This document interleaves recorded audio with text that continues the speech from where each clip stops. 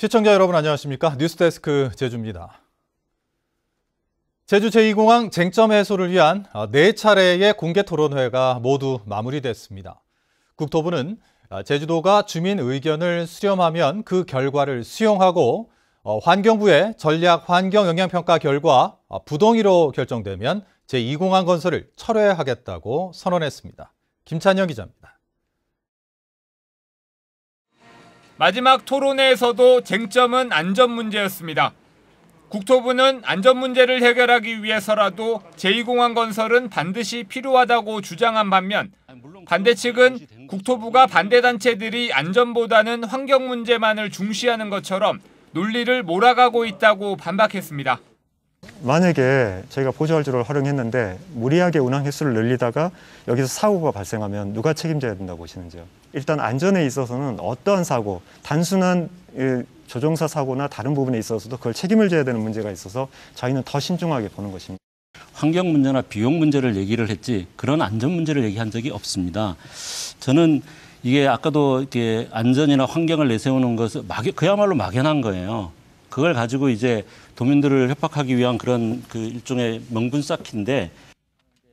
공개 토론회가 모두 마무리되면서 국토부는 제2공항에 대한 주민 의견 수렴 결과를 반드시 수용하고 환경부의 전략 환경영향평가 결과 부동의로 결론 나면 제2공항 건설 추진을 철회하겠다고 선언했습니다.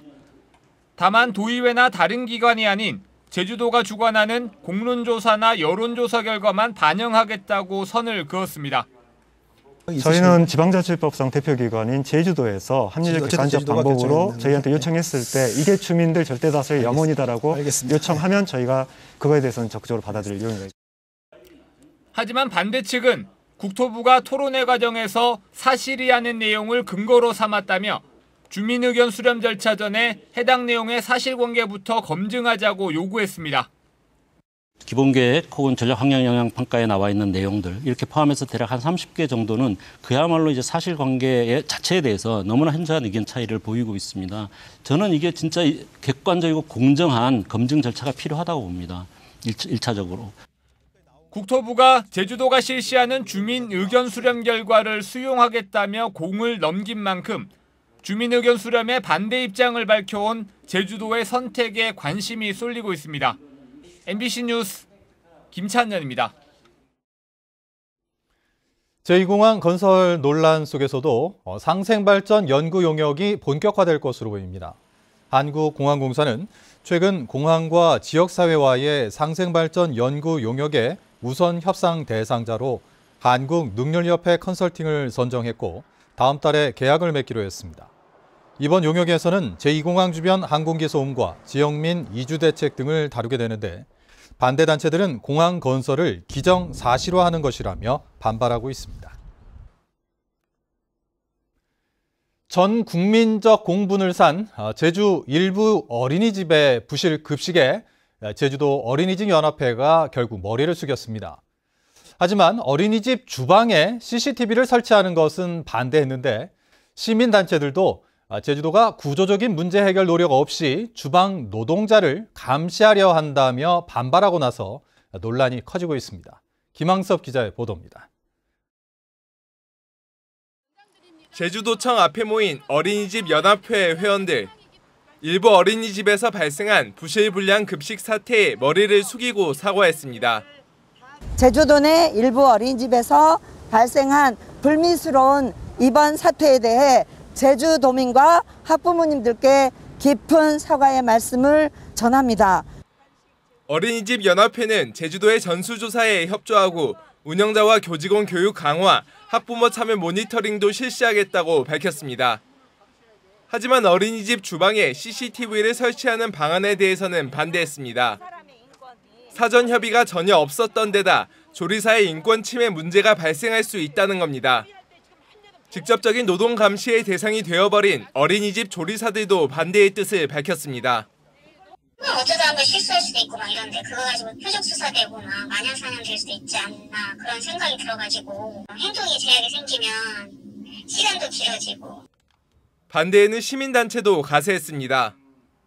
제주도가 이번 사태에 행정의 부실 점검 등 구조적인 문제를 해결하지 않고 주방 노동자를 감시해 책임을 떠넘기려 한다는 겁니다. 운영진에 대해서 과연 급식비가 제대로 투명하게 제달이 됐는지, 그다음에 서류는 제대로 꾸려져 있지만 그 안에서 착복행위가 이루어졌는지, 그런 것들을 해야지. 반대 여론이 거세지자 제주도는 CCTV를 어린이집 조리실이 아닌 배식과 식사가 이루어지는 공용 공간에 설치해 실제 배식 과정과 결과를 확인하겠다고 해명했습니다.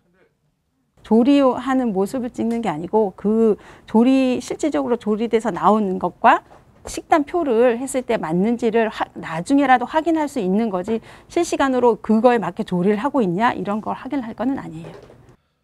어린이집 부실급식 사태가 주방 CCTV 설치 논란으로 번지는 가운데 사태 해결을 위한 근본적인 문제를 철저한 조사를 통해 먼저 찾아내고 개선 방안을 마련해야 한다는 목소리가 커지고 있습니다. MBC 뉴스 김항섭입니다. 한림 지역 학교들의 등교 수업이 다음 주부터 재개됩니다. 제주도교육청은 추가 확진자가 발생하지 않은 데다 지역사회 추가 감염 우려도 없을 것으로 보인다며 오는 27일부터 한림읍 지역 유치원과 초중고등학교 14곳에 대한 등교 수업을 재개한다고 밝혔습니다. 이와 함께 돌봄학교와 방과후 학교도 정상적으로 운영할 방침입니다. 유네스코 세계자연유산인 만장굴은 우리나라 동굴 가운데 최초로 천연기념물로 지정될 만큼 지질학적 가치와 인지도가 높은 제주의 대표적인 동굴인데요. 그동안 대중에 공개되지 않았던 구간이 일시 공개될 예정입니다. 박성동 기자입니다. 높이 20m, 길이 7km가 넘는 거대한 용암 동굴인 만장굴. 갓 용암이 지나간 듯 특이한 암석 무늬와 벽에 새겨진 가로 줄 무늬가 선명합니다. 용암이 여러 차례 흐르면서 동굴이 층층이 생긴 탓에 바닥이 무너진 곳은 V자형 계곡이 생겼고 무너지지 않은 곳은 다리처럼 남았습니다. 천장 곳곳에는 박쥐가 겨울잠을 잔 흔적도 남아 있습니다. 만장굴은 만년 전에 형성됐지만 세계적으로 몇 안 되게 내부 형태가 잘 보존돼 있어 보존적 가치가 높은 용암 동굴인데요. 이 뒤로 보이는 1km의 구간이 일반 대중에게 새로 공개될 예정입니다. 미공개 구간에서는 동굴 형성 당시 용암 점성의 특성까지 알 수 있는 다양한 용암 구조를 관찰할 수 있습니다. 밧줄 구조 같은 게 많이 발달되어 있습니다. 그것은 이제 용암이 흐를 당시에 점성을 이제 지시하고 방향을 지시하기 때문에 그런 것들이 이제 공개 구간이랑 비공개 구간이랑 좀 차이가 있다고 생각을 하시면 될 것 같습니다. 저희가 이런 것들을 좀 보존하기 위해서 일반인에게는 지금 개방을 안 하고 있습니다. 만장굴과 이어진 700m 길이 김영굴도 1993년 이후 낙석 위험으로 일반인 출입이 금지됐지만 전 구간이 공개될 예정입니다. 또 우리 아픈 역사이기도 했던 4.3 기간에는 또 우리가 품어줬던 자연이 만든 생명이 또 인간의 생명들을 조심스럽게 안아주고 품어줬던 그런 공간이기도 합니다. 그래서 이번 축전을 통해서 그런 여러 가지 다양한 관점에서 가치들을 좀 사람들이 느끼고 단순하게 관광지로서의 가치만이 아니라 제주도는 오는 9월 열리는 세계유산축전 기간인 4일부터 20일까지 사전 신청을 받은 500여 명에게 용암동굴 미공개 구간 탐방 기회를 제공할 예정입니다. MBC 뉴스 박성동입니다. 오늘 오후 5시 20분쯤 제주항 북쪽 8km 해상에서 전남 완도에서 제주항으로 오던 여객선 실버 클라우드호에 화물칸에 실려있던 8호 수송용 트럭에서 불이 났습니다. 불은 화물칸의 스프링클러를 작동시켜 20분 만에 진화됐고 트럭 한 대 일부가 불에 탔고 천장이 그을렸지만 인명피해는 없었습니다. 실버 클라우드호에는 승객과 승무원 298명과 함께 차량 119대가 실려 있었는데 해경과 소방당국은 정확한 화재 원인을 조사하고 있습니다.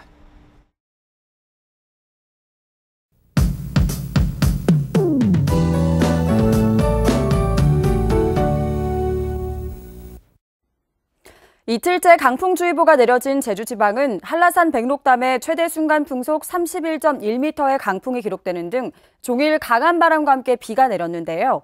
강풍은 내일 오전까지 그리고 비는 내일 밤까지 이어지면서 5에서 30mm가량 더 오겠습니다. 강풍과 비 피해 없도록 대비 잘해주셔야겠습니다. 중복인 일요일에는 흐리다가 낮부터 차차 맑아지겠습니다. 기온도 평년과 비슷해 야외 활동에 지장은 없겠는데요. 다만 다음 주 월요일 다시 장마 전선의 영향을 받으면서 수요일까지 비가 이어질 걸로 예상됩니다. 다음은 자세한 지역별 내일 날씨입니다. 내일 최저 기온은 북부와 서부 동부가 22도, 남부가 21도를 보이겠습니다. 낮 최고 기온은 북부와 남부 동부가 26도, 서부가 25도로 예상됩니다. 대부분의 상해는 풍랑주의보가 발효 중인 가운데 내일 오전에 바다의 물결이 최고 4m로 매우 높게 일겠습니다.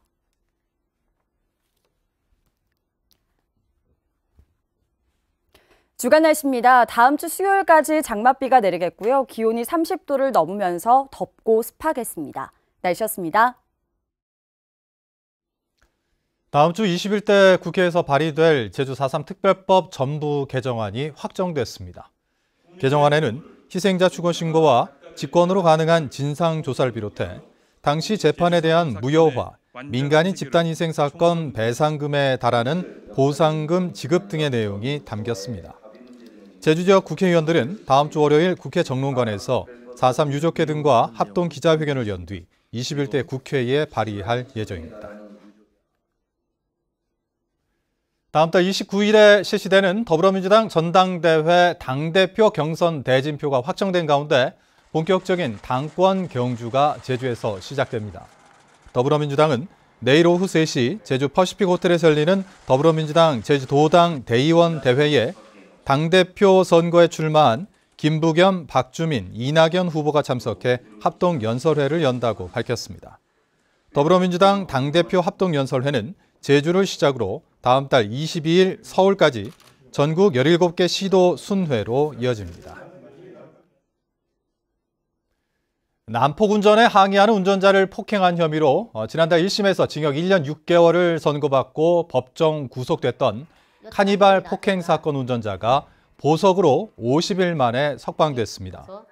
광주고등법원 제주 제1형사부는 운전자 폭행 혐의로 기소된 34살 강모 씨가 청구한 보석을 도주와 증거인멸 우려가 없고 피해자에게 해를 가할 염려도 없다며 받아들였습니다.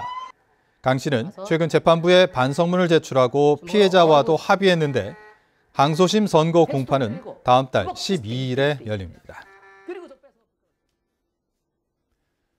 음주사고 전력으로 무리를 빚었던 김태엽 서귀포시장의 사고 당일 술자리 장소로 논란이 된 대정읍 불법 건축물의 시정 명령이 내려졌습니다.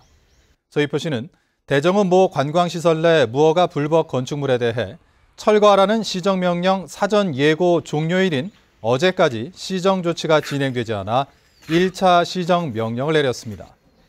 3차까지 시정명령을 이행하지 않으면 이행 강제금이 부과되고 사법당국에 고발 조치됩니다.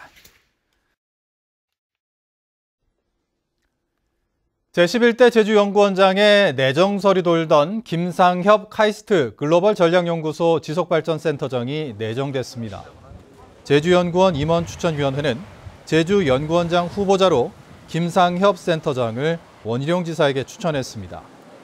김 후보자는 이명박 정부에서 미래비전 비서관과 녹색성장 기획관 등을 역임했습니다. 올해 제주 해비치 아트 페스티벌이 코로나19 확산 방지를 위해 온라인으로 전환됩니다. 한국문화예술회관 연합회는 다음 달 24일부터 나흘 동안 제주도 일원에서 열릴 예정인 제13회 제주 해비치 아트 페스티벌을 온라인으로 전환해 홈페이지를 통해 진행한다고 밝혔습니다. 밀집이 우려되는 부스 전시 등 아트 마켓과 교류 협력 네트워킹은 온라인 영상 제작을 위한 장비를 지원합니다. 이상으로 뉴스데스크 제주를 마칩니다. 시청해주신 여러분 고맙습니다.